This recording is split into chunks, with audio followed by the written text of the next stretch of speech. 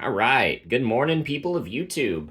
So we are back again today with another Bt12 deck profile. This time we have Red Hybrid. So longtime viewers of the channel will know that I'm a huge fan of Aldemon, and I've been playing basically a version of Red Hybrid Turbo with Aldemon since BT4.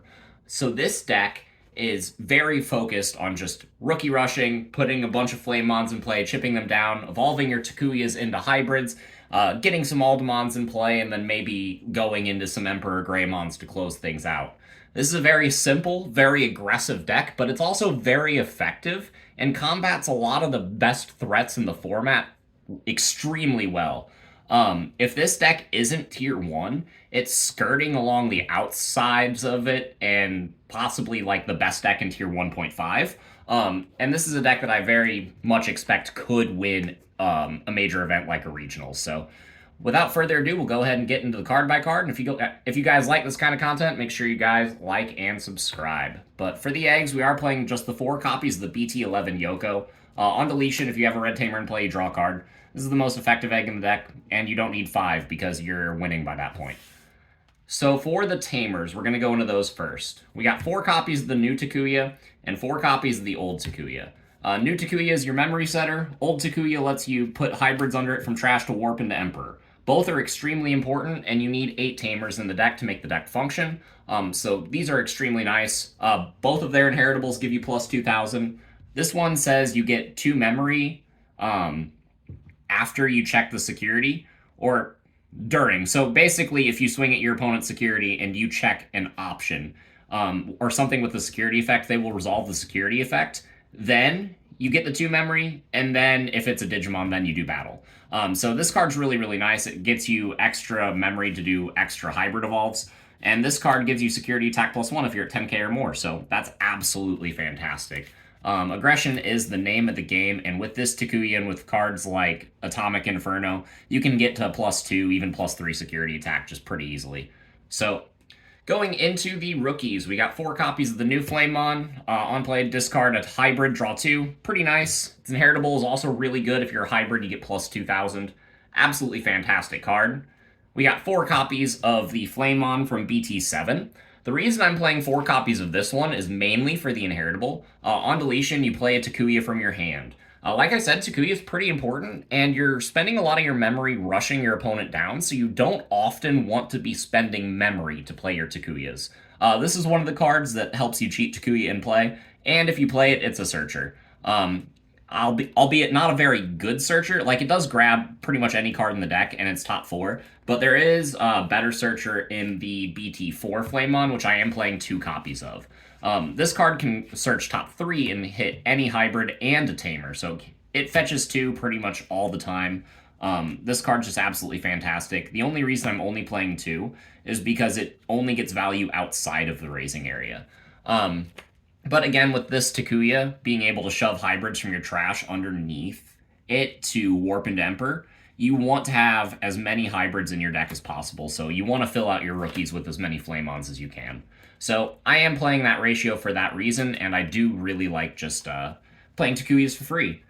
The last Flamemon we are playing is the 2 copies of the BT6 Flamemon. This card gives you an inheritable of Piercing. This card is good under your Aldemons, under your Emperor Greys, and even under your Burning Greys.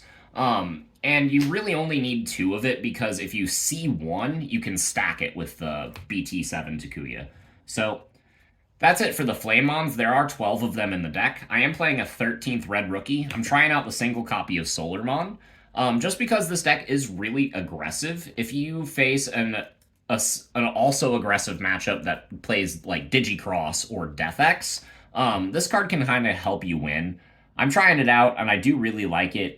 I do kind of want to bump it up to 2, but space in this deck is actually kind of tight. So, yeah, that's it for the red rookies. I am playing 13 of them. I think playing this many red rookies is extremely important because, at its core, this is a rookie rush deck that hybrids for game.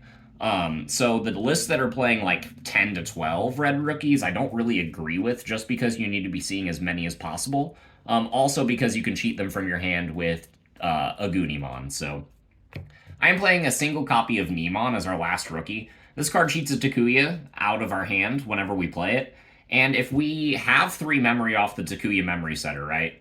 And we had like an Aguni or a Burning Gray that lived, we can play this for 3, put ourselves down to 0, swing with the Aguni or the Burning Gray, and then if it dies, we get the Takuya out from under it, as well as another Takuya from our hand, as well as possibly another Takuya off inheritables and stuff like that. So you can just start loading up with Tamers and then easily set up for game using this card.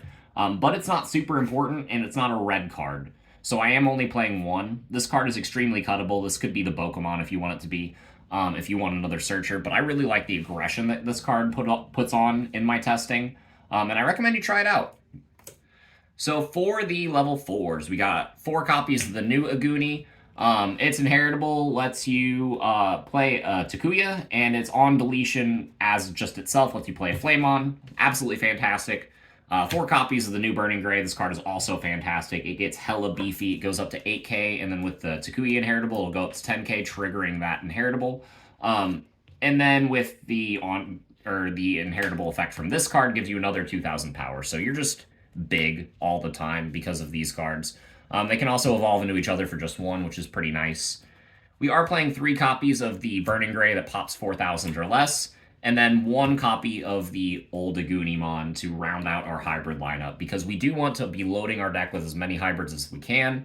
Evolving Takuya is the name of the game, and how you're getting a lot of your aggression on, so you always want to see a hybrid piece, so I am playing a whole 12 of them. For the level 5s, there's a bunch of Aldemons. We got 4 copies of the Bt7 Aldemon, because this card is pretty much a staple. Its inheritable, a delicate plant effect, is really nice. And again, if you see 1, you've seen enough, because you can tuck it under the Emperor Gray with the Takuya. But also, if it has a hybrid in its source, it could Digivolve for just 1, and then it gets to 12,000 on your turn, so it'll trigger your Takuya's inheritable. This card is absolutely fantastic, and you need to be playing 4 of this in pretty much every list of hybrid. I am not playing the new Aldemon. I think that card is kind of bad and doesn't really help you do that much. For 3 memory, it can go on top of a Takuya by putting an Aguni and a Burning Gray from your trash under the Takuya. But if you're going to play that, you could just evolve a Takuya for 2 and then evolve that for 1 into this. So that card's not really worth playing, in my opinion. It requires as much setup to do that as it would like an Emperor Gray play late game, and it doesn't get you nearly as much value. So I'm not playing that. Instead, I am playing the Bt4 Aldemon. This card is really funny, and anytime I put this in my raising area to pass turn, my opponent has to stop and read this card and then reevaluate the situation they've gotten themselves into. Because the second I promote this card from my raising area, it is an 11,000 plus a security attack plus 1 minimum. If I have extra inheritable effects, cool. If I have Atomic Inferno, even better. This card is fantastic and can give you a safe play to build up into. It's not super important, but it is worth playing the 1 of, just because you can catch your opponents off guard, and also it's just a really good aggression piece. If you open this in the early game, you can basically kiss all of your opponent's security goodbye, and then you can just basically spend the rest of the game, what's left of it at that point, setting up hybrid for game. So this card is absolutely fantastic, and oftentimes with the inheritable play Takuya, this card sets up hybrid for game by itself, because if your opponent answers it, then you get more Takuyas. It's absolutely great. So then for the Emperors, we got 2 copies of the old one. The reason we're playing the old one is because it gets Blitz, and if your opponent blocks it, you gain a shit ton of memory. This card's fantastic. So yeah, just 2. I don't think we need 3. You're usually gonna see it. You can draw into it. You can search it. It's fantastic. And yeah, going into the other Emperor Gray, we have the 3 copies of the new one. This card's also really good. It just does a different thing. This card itself has security attack plus 1. And when Digivolving, you delete something that's lower than it if you have a red hybrid in its Digivolution sources, which most of the time that you will. And then on deletion, you play a Takuya. So again, keeping up with the theme of just playing Takuyas for free. This card's fantastic. It puts on a lot of aggression, and the fact that Takuya can evolve into this for just 3 memory, if you can keep it your turn, which most of the time your other Takuya will be a memory setter, so it will. This card is putting on a lot of tempo, and it's just absolutely fantastic. So only 5 level 6s because you really only need to see 1 to win the game. And you're going to see 1 with how much deck thinning you're doing, because all of your rookies do that. The last Digimon that we're playing is the single copy of Omnimon Merciful Mode. This is in here pretty much exclusively for a Beelzemon and a Quartzmon answer. It's a silver bullet against those decks. It does the job against those decks, and yeah, it's really strong. And if you're struggling against those decks, which you might, they're popular and they're everywhere, include a copy of this. I mean, it's really easy to just evolve Takuya into an Emperor Greymon and then just slap this on top after you've swung with the Emperor. So it's a good card, and I recommend it. We got, for the options, just 5 more cards left in the deck. We got the 3 copies of Atomic Inferno. I don't want 4 because I think 4 is clunky. I don't want 2 because I think if I play 2, I won't see it enough. 3 has been pretty nice. Security attack +1. And then if your Digimon is blocked, then you get +3 memory, and also you get +3000. This card is absolutely fantastic. It makes your Flamemon, or not your Flamemon. It could make your Flamemon hella big, but most of the time it's in here for your Burning Gray, your Aldemon, and your Emperor. This card is great, and it lets you put on a bunch of early aggression. The last 2 cards of the deck, we play 1 copy of Gravity Crush, because this card steals games out of nowhere. Your opponent's maybe set up so that you don't get multiple hybrids out in a single turn.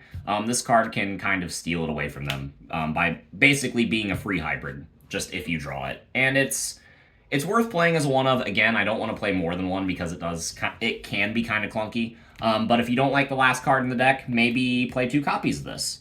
And then the last card of the deck is by far the funniest choice I think we've made on this channel in a while. We play a single copy of Plasma Stake from Bt12. So for those of you that don't know what this card does, it is a 4-cost option that says delete one of your opponent's Digimon with 13,000 DP or more. So any red deck that isn't Gallantmon can make really good use of this card as a cheap Quartzmon answer. So if you're struggling against that deck, and again, this deck does, Plasma Stake is basically a get-out-of-jail-free card against that card specifically, and it's really funny when it happens. If you don't like this, it could be like a Direct Smasher, the card that came in the Ragnalord deck, or it could be even Gaia Force. But I did want 1 additional Quartzmon answer in addition to the Merciful Mode and Warping into Emperor.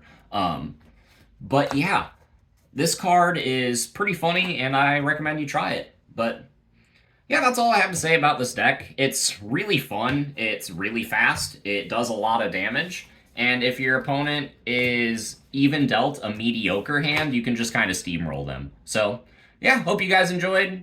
We will see you guys in the next video. Bye, everyone.